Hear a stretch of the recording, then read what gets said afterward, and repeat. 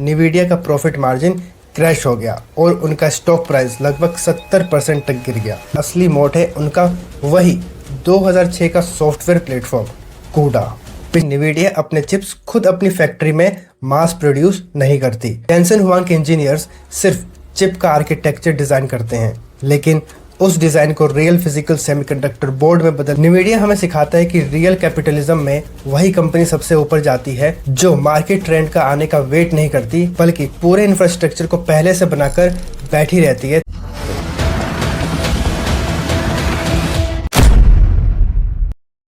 साल 2016 San Francisco में एक छोटा सा नॉन प्रॉफिट स्टार्टअप ऑफिस। वहाँ एक बड़े से बॉक्स की डिलीवरी होती है। जब उस बॉक्स को खोला जाता है तो अंदर से निकलता है एक अजीब सा कंप्यूटिंग बोर्ड, जिसकी कीमत थी लगभग $10,000, यानी उस वक्त के हिसाब से 7 से 8 लाख रुपए। उस बॉक्स पर हाथ से एक लाइन लिखी हुई थी, to the future of literacy and intelligence. उस छोटे से नॉन प्रॉफिट स्टार्टअप का नाम था ओपन एआई, और जिस इंसान ने उस बॉक्स को अपने हाथों से डिलीवर किया था वो था निविडिया का सीईओ जेनसेन हुआंग। उस दिन जो बॉक्स डिलीवर हुआ था वो पूरे टेक वर्ल्ड का सबसे बड़ा टर्निंग पॉइंट था। उसके ठीक 6 साल बाद ओपन एआई ने लॉन्च किया चैट जीपीटी और पूरी दुनिया में एक एआई रिवॉल्यूशन आ गई।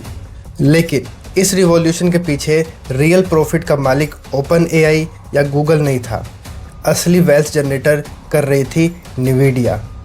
पर यहाँ एक बड़ा सवाल उठता है, गूगल, माइक्रोसॉफ्ट और इंटेल जैसे $1 ट्रिलियन टेक जाइंट्स के होते हुए एक ऐसी कंपनी जो सिर्फ 3D वीडियो गेम्स या ग्राफिक कार्ड्स बनाती थी, उसने पूरे आर्टिफिशियल इंटेलिजेंस पर अपना 90% कंट्रोल कैसे सेटअप किया? उनका रियल बिजनेस मॉडल क्या था? तो दोस्तों, आज के इस वीडियो में हम देखेंगे कि कैसे एक वीडियो गेम के लिए चिप बनाने वाली कंपनी ने पूरी दुनिया की आर्टिफिशियल इंटेलिजेंस टेक्नोलॉजी पर एक ऐसी मोनोपोली बनाई जिसने उसे एप्पल और माइक्रोसॉफ्ट की तरह एक $multi-trillion एम्पायर में बदल दिया। तो चलिए शुरू करते हैं। साल 1993 सिलिकॉन वैली का एक छोटा सा रोड साइड रेस्टोरेंट जिसका नाम था डेनीज। वहाँ 3 दोस्त बैठे हैं जिनके नाम हैं जेनसेन हुआंग, क्रिस मेलेकोव्स्की और कर्टिस प्रियम। उनके पास ना कोई बड़ा ऑफिस था, ना फंडिंग थी। रेस्टोरेंट का ओनर उन्हें इसलिए बैठने देता था क्योंकि वो लगातार कॉफ़ी रिफ़िल कराते रहते थे। वहाँ बैठकर उन्होंने सोचा कि कंप्यूटर्स की दुनिया में अगला बदलाव क्या आने वाला है। तो उनका जवाब था 3D ग्राफिक्स और वीडियो गेम्स। जेनसेन हुआंग जो बचपन में एक इमिग्रेंट की तरह अमेरिका आए थे और इसी डेनीज रेस्टोरेंट में कभी टेबल साफ करने का काम किया करते थे, उन्होंने डिसाइड किया कि वो एक ऐसी कंपनी खड़ी करेंगे जो स्पेशल ग्राफिक प्रोसेसर्स बनाएगी। उन्होंने कंपनी का नाम रखा निविडिया, जो लैटिन वर्ड इनवीडिया से आया है, जिसका मतलब होता है एनवी यानी कि ईर्ष्या। लेकिन उस दौर में मार्केट का राजा था इंटेल। इंटेल का सीपीयू कंप्यूटर का दिमाग था और इंटेल के आगे किसी और चिप कंपनी का टिकना लगभग नामुमकिन माना जाता था। पर यहाँ एक बड़ा सवाल उठता है, इंटेल के कंप्यूटिंग आर्किटेक्चर को बाईपास करके निविडिया ने कैसे अलग एसेट बनाया? इसे समझने के लिए हमें सेमीकंडक्टर बिजनेस का रियल मैकेनिज्म समझना पड़ेगा। तो चलिए इंटेल और निविडिया के बीच के टेक्निकल डिफरेंस को एकदम सिंपल एग्जांपल से समझते हैं। इंटेल जो चिप बनाता है उसे कहते हैं सीपीयू यानी कि सेंट्रल प्रोसेसिंग यूनिट। सीपीयू एक बहुत ही ब्रिलियंट मैथ प्रोफेसर की तरह है। वो दुनिया का सबसे मुश्किल मैथमेटिकल प्रॉब्लम अकेले सॉल्व कर सकता है, लेकिन एक बार में सिर्फ एक ही बड़ा टास्क करेगा, जिसे हम सीक्वेंशियल प्रोसेसिंग कहते हैं। निविडिया ने जो बनाया उसे कहते हैं जीपीयू यानी कि ग्राफिक्स प्रोसेसिंग यूनिट। जीपीयू एक सुपर स्मार्ट प्रोफेशन नहीं है, बल्कि वो 1000 बेसिक स्टूडेंट्स की एक आर्मी है। वो किसी बड़े आइंस्टाइन के प्रॉब्लम को सॉल्व नहीं कर सकते, लेकिन अगर उन्हें एक साथ 1000 सिंपल एडिशन के टास्क दिए जाए तो वो उन्हें एक सिंगल सेकंड में पैरेलली निपटा देंगे, जिसे हम कहते हैं पैरेलल प्रोसेसिंग। अब सोचिए, जब एक 3D वीडियो गेम खेलते हैं तो स्क्रीन पर दिखने वाले मिलियंस ऑफ पिक्सल्स को एक ही मिलीसेकंड्स में अपनी लोकेशन को और अपने कलर को चेंज करना होता है। ये काम सीपीयू नहीं कर सकता। इसके लिए जीपीयू की पैरेलल प्रोसेसिंग जरूरत पड़ती है। निविडिया ने गेमर्स के लिए जी फोर्स ग्राफिक्स कार्ड्स लॉन्च किए और उनका बिजनेस चल निकला। गेमर्स उनके चिप्स के लिए प्रीमियम प्राइसिंग देने के लिए तैयार थे, जिससे निविडिया के पास एक सॉलिड कैश फ्लो आ गया। लेकिन असली कहानी यहाँ से शुरू होती है। अगर निविडिया सिर्फ वीडियो गेम्स तक लिमिटेड रहती तो वो कभी $1 ट्रिलियन कंपनी नहीं बन पाती। अब आता है साल 2006। 2006 में जेनसन हुआंग ने एक ऐसा गैम्बल खेला जिसने उनके पूरे फाइनेंशियल सिस्टम को लगभग मिटा दिया था। साल 2006 में जेनसन हुआंग ने एक ऐसा प्लेटफॉर्म लॉन्च किया जिसका नाम था कूडा, मतलब कंप्यूट यूनिफाइड डिवाइस आर्किटेक्चर। ये कोई फिजिकल चिप नहीं थी, ये एक सॉफ्टवेयर इकोसिस्टम था। कूडा का सिंपल ऑब्जेक्टिव था कि दुनिया भर के साइंटिस्ट और प्रोग्रामर्स गेमिंग चिप का यूज़ नॉर्मल साइंटिफिक कैलकुलेशंस और डाटा प्रोसेसिंग के लिए भी कर सके। लेकिन प्रॉब्लम ये थी कि कूडा को हर एक निविडिया चिप के अंदर इंटीग्रेट करने के लिए, उसके अंदर डालने के लिए कंपनी को हर साल मिलियंस ऑफ डॉलर्स का हैवी कैपिटल R&D यानी कि रिसर्च एंड डेवलपमेंट में लगाना पड़ रहा था। वॉल स्ट्रीट के इन्वेस्टर्स और फाइनेंशियल एनालिस्ट ने निविडिया पर प्रेशर बनाना शुरू किया। उनका कहना था, तुम लोग ग्राफिक सॉफ्टवेयर पर इतना खर्चा क्यों कर रहे हो, जबकि तुम्हारा रियल प्रॉफिट गेमिंग हार्डवेयर से आता है। और उसके बाद निविडिया का प्रॉफिट मार्जिन क्रैश हो गया और उनका स्टॉक प्राइस लगभग 70% तक गिर गया। लेकिन जेनसन ने पीछे हटने से साफ मना कर दिया। जेनसन हुआंग अपना पूरा कैपिटल दांव पर लगाकर बैठ गए थे। उन्हें पता था कि फ्यूचर में जब कंप्यूटेशनल डाटा बढ़ेगा तो दुनिया को पैरेलल प्रोसेसिंग की सख्त जरूरत पड़ेगी। ये कोई इंजीनियरिंग ऑब्सेशन नहीं था, ये था एक लॉन्ग टर्म प्लेटफॉर्म का स्ट्रक्चरल डिज़ाइन। लेकिन ये सिर्फ शुरुआत थी। अब आता है 2012 में एक ऐसी साइंटिफिक डिस्कवरी हुई जिसने निविडिया के इस सॉफ्टवेयर को रातों रात एक जैकपॉट में बदल दिया। साल 2012 यूनिवर्सिटी ऑफ टोरंटो के एक रिसर्चर जिनका नाम था एलेक्स क्रिजेव्स्की, उन्होंने एक कंप्यूटर प्रोग्राम बनाया जिसका नाम था एलेक्स नेट। ये एक AI न्यूरल नेटवर्क था जिसे मिलियंस ऑफ इमेजेस को देखकर पहचानना था कि कौन सा डॉग है और कौन सा कैट है। जब उन्होंने इस एल्गोरिदम को इंटेल के ट्रेडिशनल CPUs पर चलाया तो उसे हफ्ते लग रहे थे। लेकिन जब उन्होंने उसी कंप्यूटर प्रोग्राम को निविडिया के 2 बेसिक गेमिंग ग्राफिक्स कार्ड्स पर चलाया जो कूडा सॉफ्टवेयर से लिंक्ड थे, तो जो रिजल्ट आया उसने कंप्यूटर साइंस की हिस्ट्री को बदल दिया। निविडिया के चिप ने उस पूरे AI मॉडल को महज कुछ घंटों में ट्रेन कर दिया। पैरेलल प्रोसेसिंग AI के लिए एक ऑक्सीजन बन गई। दुनिया के सारे AI रिसर्चर्स, सिलिकॉन वैली की टेक फर्म्स जैसे कि गूगल, फेसबुक, माइक्रोसॉफ्ट, इन्हें अचानक समझ आ गया कि अगर उन्हें AI मॉडल्स बिल्ड करने हैं तो उन्हें सुपर कंप्यूटर्स में सिर्फ और सिर्फ निविडिया के चिप्स लगाने होंगे। निविडिया रातों रात एक गेमिंग कंपनी से बदलकर AI वर्ल्ड की सोल इंफ्रास्ट्रक्चर इंजन बन गई। पर यहाँ एक बड़ा सवाल भी उठता है, जब बाकी कंपनीज को ये समझ आया तो उन्होंने अपना खुद का AI चिप बनाकर निविडिया को कॉम्पीट क्यों नहीं किया? इंटेल और AMD ने उनका मार्केट शेयर क्यों नहीं छीना?